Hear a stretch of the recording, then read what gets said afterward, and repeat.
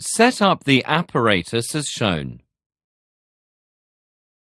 Suspend the immersion heater in the middle of the water without touching the polystyrene cup.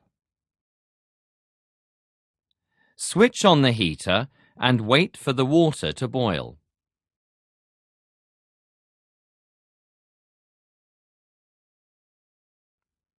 Switch off the heater when the marker on the rotating disc of the kilowatt-hour meter reaches the center of the window.